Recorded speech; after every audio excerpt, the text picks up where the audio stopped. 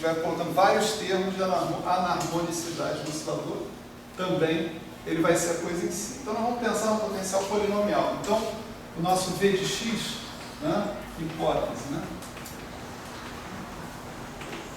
O nosso V de x, ele vai ser um somatório, vamos dizer assim, de Vn de n igual a 0 até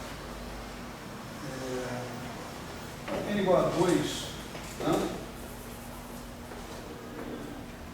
Vn até um certo n0, né?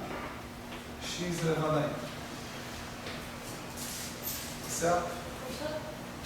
Oi? Tá bom, é só fechar lá, depois eu fecho. Obrigado. Então, se a gente tiver um cara como esse, tá certo?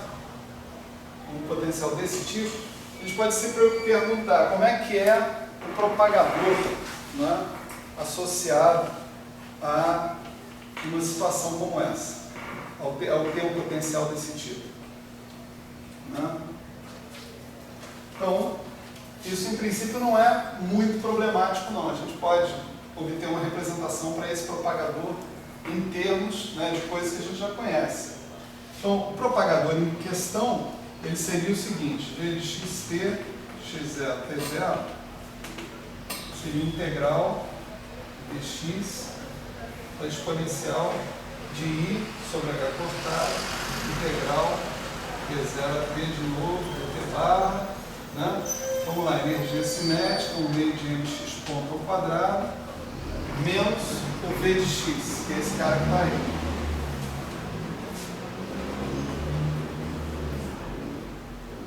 Certo? Eu vou fazer o seguinte, eu vou transformar esse problema de uma partícula nesse potencial num problema de uma partícula nesse potencial forçada. Tá certo? Ou seja, vou simplesmente acrescentar aqui mais xf e no final calcular em f igual a 0. Vocês concordam que tem que dar a mesma coisa? É óbvio, se a integral fizer sentido, né? Tá certo? Quer dizer, todas essas coisas que você faz dentro de integral e pula para fora e volta para dentro, é quando a integral existe, né? Mas nós somos pessoas esperançosas, então a gente, né, diz que a integral existe e segue viagem, né? Segue para frente, né?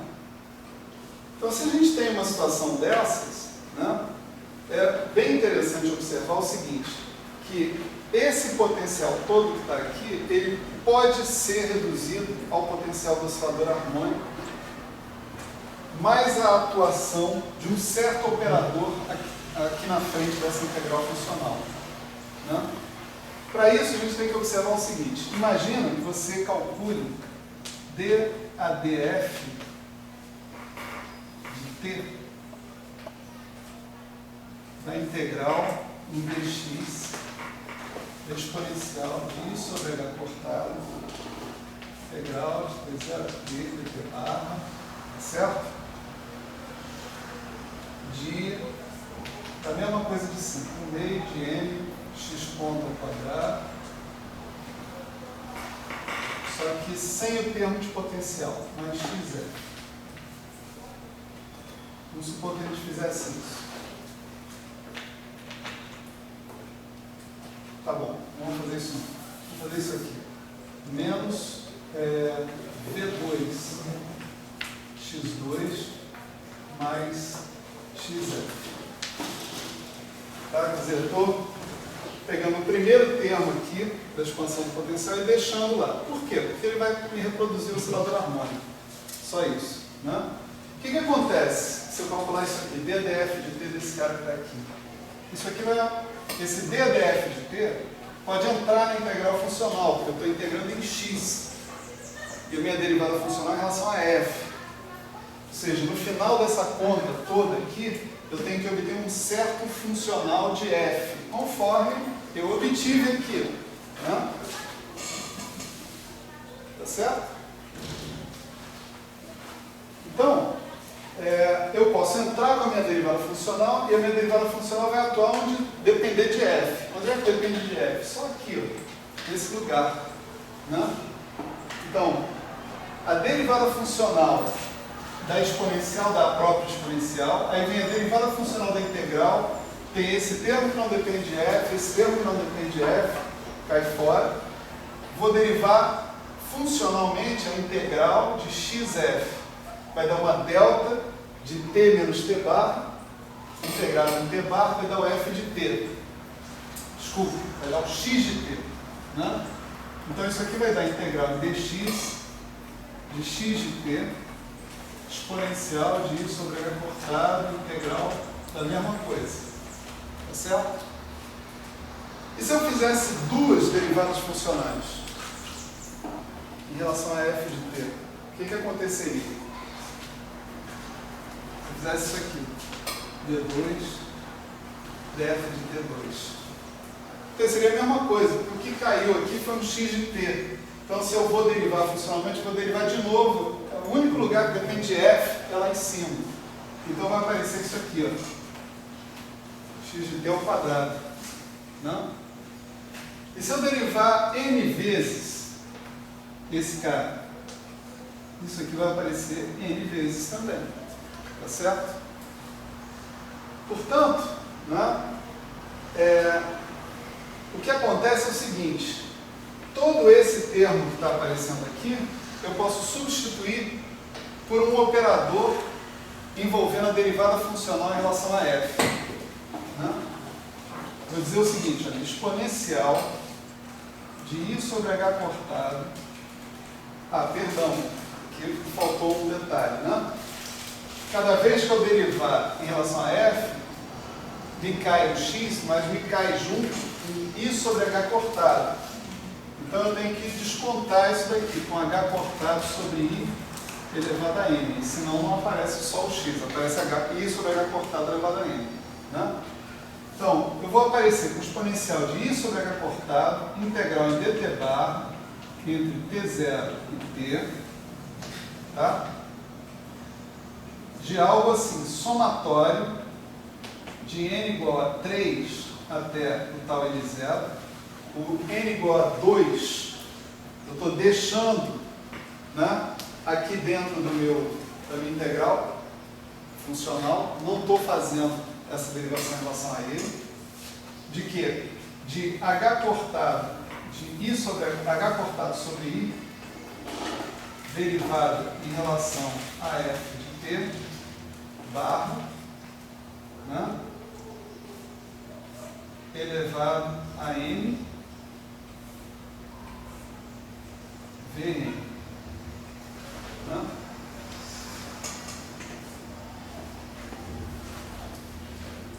Tá certo? Se eu aplicar isso aqui a essa integral funcional, integral em dx, da exponencial de i sobre h cortado, integral de 0 a t bar de 1 meio de n x ponto ao quadrado, menos v2x mais xf. Se eu aplicar esse operador aqui àquele funcional ali, o resultado é a integral em dx da exponencial de i sobre h cortado, integral dt bar de t0 a t de 1 meio de nx ponto ao quadrado menos o v de x inteiro mais xf.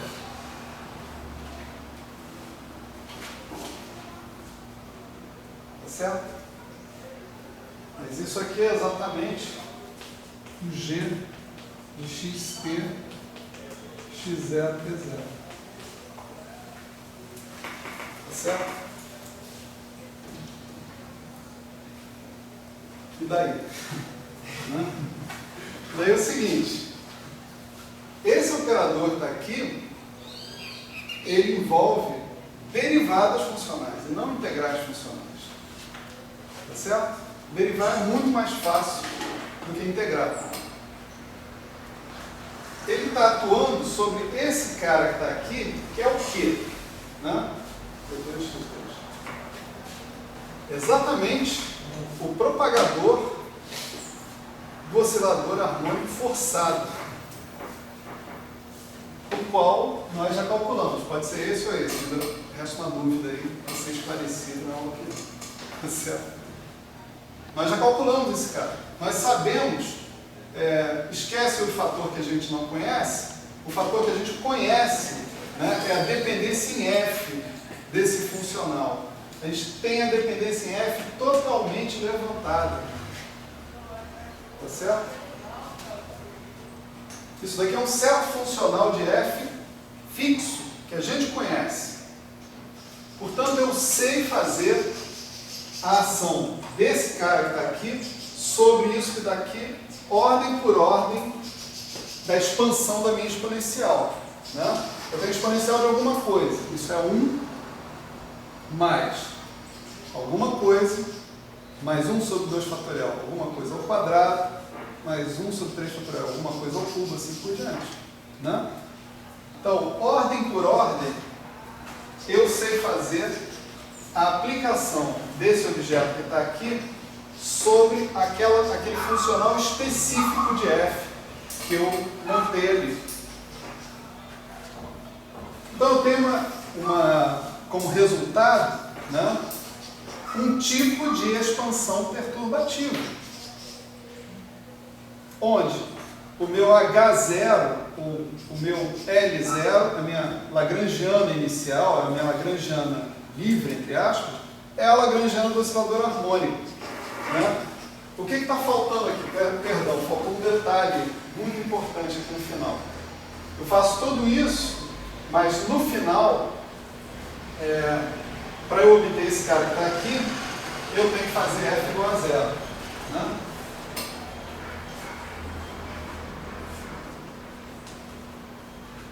Tá certo? Tem que fazer o F igual a 0. Né? A brincadeira é essa. Eu transformo em forçado e faço F igual a 0. Então, esse F igual a 0 também me ajuda na hora de eu dizer quais são os termos que contribuem naquelas derivadas funcionais. Porque eles vão mandar um bocado de gente fora. Tá certo? Aonde sobrar um F dentro da minha expansão, eu posso mandar dizer que esse termo é nulo. Né? Porque eu tenho que fazer F igual a 0 no final. Tá? Então, esse aqui é um esquema de cálculo, né? Como eu prometi para vocês na aula passada, que ele é completamente consistente, né? E ele depende apenas de você ter feito a conta para o caso quadrático, para o caso do oscilador harmônico, né? No caso.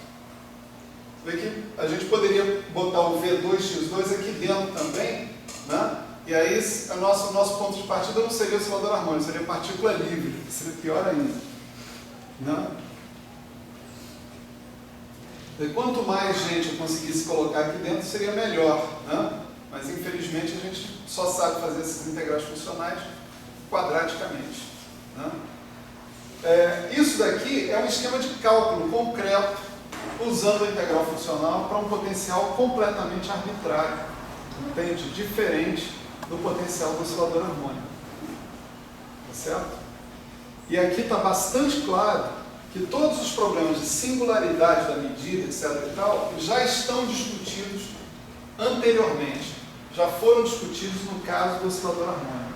Quando você vai para outros problemas não lineares, problemas mais gerais, você não tem dificuldades adicionais por estar lidando com esses problemas em relação à medida.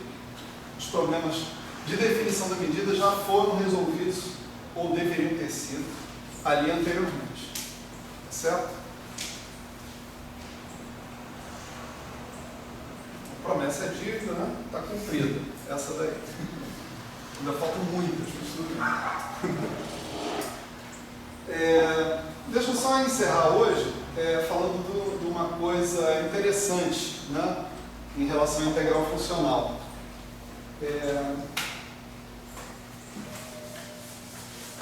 Quem leu já o livro do Feynman, né, já sabe exatamente do que eu estou falando, mas talvez a maioria não tenha lido.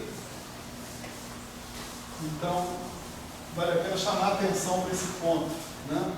A gente tem feito repetidamente uso dessa chamada expansão da ação em torno da trajetória clássica, não é isso?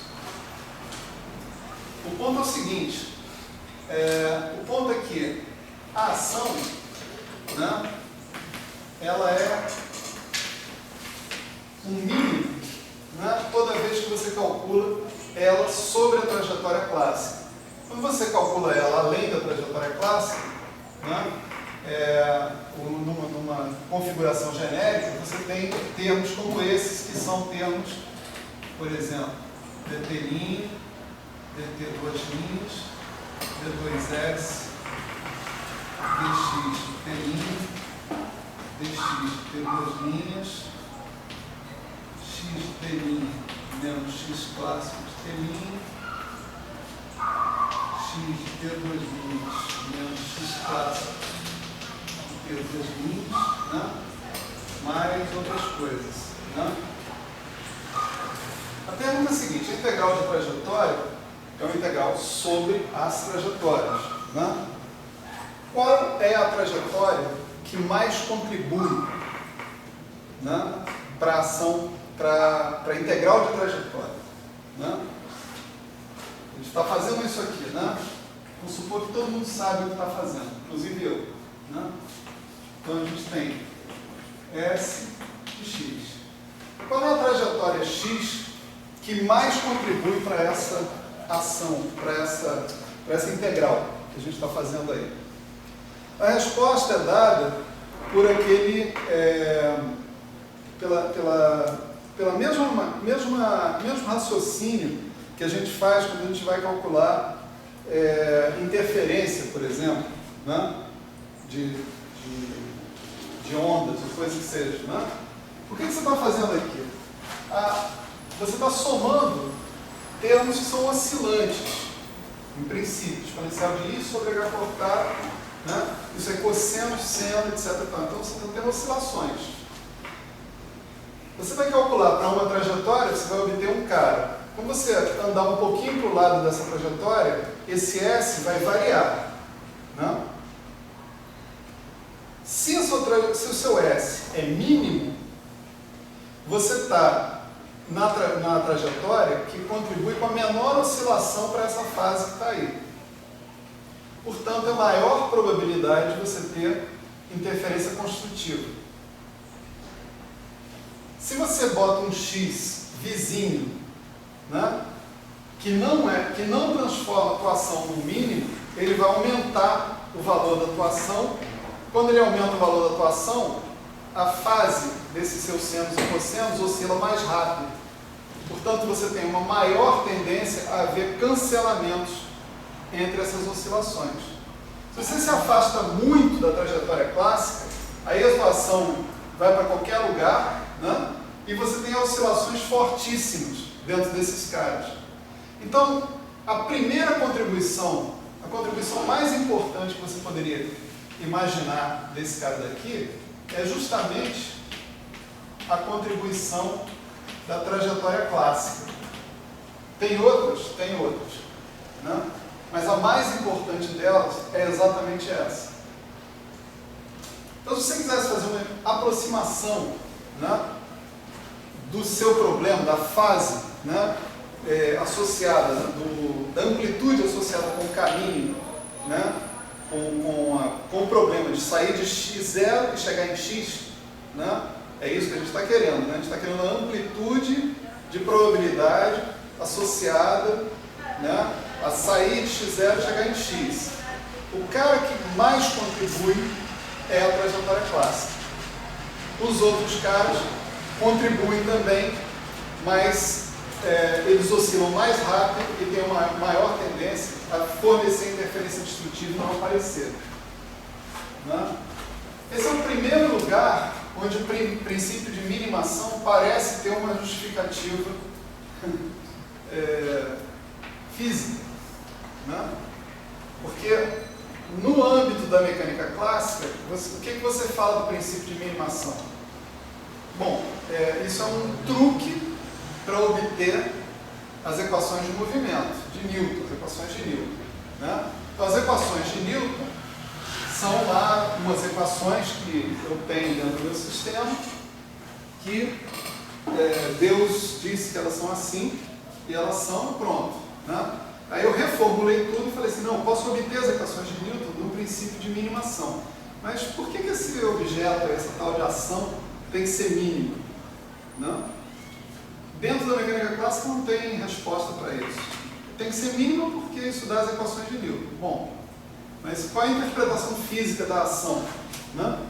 Do ponto de vista da mecânica clássica? Do ponto de vista da mecânica clássica, a ação é o cara que te dá a fase do caminho que você está seguindo, do caminho particular que você está seguindo. Então, se o seu problema é calcular a amplitude e probabilidade de vir daqui até aqui, você imagina que cada caminho que ligar esses dois pontos vai ter uma amplitude. Essa amplitude é dada por essa ação. Então, o caminho mais provável, não, o caminho que mais contribui na integral é justamente, naturalmente, o caminho que tem ação mínima. Tá certo? Então, daqui a gente pode imaginar, né, uma utilidade para a ação ter que ser mínima na mecânica clássica. Tá certo? Sim. Coisa que a gente não pode imaginar só dentro do âmbito da mecânica clássica. Né? De fato, existe uma expansão sistemática, né, que a gente faz na integral funcional, que é a expansão semiclássica. Né? E aí você, justamente para problemas mais complicados, né, mais complicados do que o oscilador harmônico, né, você começa com a sua solução clássica para aparecer exponencial de I, S de x clássico, e você vai corrigindo isso com termos a mais que vão aparecendo dentro da sua expansão. Né? Isso eu espero que a gente considere também, esse tipo de expansão, veja a relação disso, por exemplo, com WKD, né? E via integral funcional também, e deixe isso mais ou menos claro, pelo menos para sistemas simples. Né? A gente está sempre trabalhando com algumas restrições aqui, porque a quantidade de sistemas que você poderia considerar é imensa. Né? E a gente precisa, pelo menos, estabelecer uma base comum que permita que a gente dialogue com os sistemas mais, vamos dizer, canônicos, né, que a gente conhece. Né? Mas todo mundo pode imaginar o que acontece com a integral funcional, né, ou coisas que podem vir a acontecer com a integral funcional quando você considera para um sistema que não seja absolutamente canônico. Né? Tem um lagrangiano estranho, coisa desse tipo. Tá bom, então por hoje estamos nessa. Sexta-feira a gente continua, segunda também, e assim por diante. Valeu. Só um comentário sobre o que você falou. Eu acho, não tenho certeza, mas eu acho que é possível você deduzir o princípio da minimação a partir da existência de referenciais inerciais. Se você postula que existem referenciais inerciais, o princípio da minimação decorre daí. Essa eu queria ver. Pelo princípio de D'Alembert, isso está feito no livro do Lanços, no Princípios Variacionais e Mecânica Analítica. Ele deduz o princípio da minimação a partir... Ele basicamente fala que se você tiver um referencial acelerado, você não vai sentir essa aceleração se tiver uma força contra você que tem o mesmo módulo e direção da aceleração que está te acelerando. E nesse referencial você consegue fazer mecânica como se você estivesse inercial. Legal. Não sabia disso. Se isso existe, assim é o mínimo. E você disse que isso está no Lanços, né? Está no Lanços. Tem o Lanços, vou dar uma olhadinha lá. É a parte do princípio de D'Alembert. Princípio da D'Alembert, né? É o trabalho virtual. É. Tá. Eu vou dar uma olhadinha. É a dinâmica do trabalho virtual. O trabalho virtual é estático e o D'Alembert não tinha conhecimento que a gente pudesse interpretar assim, princípio variacional. O Lanços, na verdade, ele fala do mais de f menos e igual a zero. Só que o Arnold, no início, ele mostra que você não precisa das leis de Newton para postular a existência de um referencial inercial. Você só precisa usar o grupo euclidiano. E a partir do grupo euclidiano ele mostra que tem que existir referencial inercial. Então, na verdade, o princípio da minimação é mais geral do que a lei de Newton. Ele não depende dela para ser tirado. Pelo menos é o que eu que eu vi. Mais geral no sentido de que depende de você parte da simetria, pura e simplesmente. Pura e simplesmente. Então, o Lanzmann inclusive faz uma nota de rodapé, que é, no tempo que ele escreveu o livro, em 1905, as pessoas estavam tentando provar ainda que a lei de Newton era, tipo, absoluta, essas coisas. E a conclusão dele é que o princípio de D'Alembert, ele não conseguia ver o princípio de D'Alembert como menos essencial que a segunda lei de Newton, que ele tinha que ser mais essencial. Aí, e como a minimação decorre do princípio de D'Alembert. Então, parece que é mais geral. Legal. Dá uma olhadinha lá. Isso aí, galera. Valeu.